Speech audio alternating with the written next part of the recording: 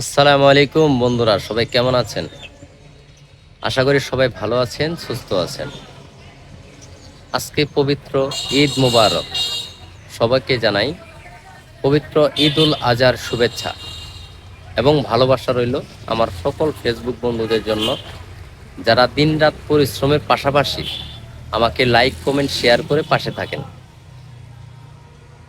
আমাদের সামনে স্পেশাল আর একটা দিন চলে আসতেছে, সেটা হলো আমাদের ফুটবল খেলা 2026 সালে, সেই আর্জেন্টিনা এবং ব্রাজিলের লড়াই আমরা খেলা উপভোগ করতে পারবো।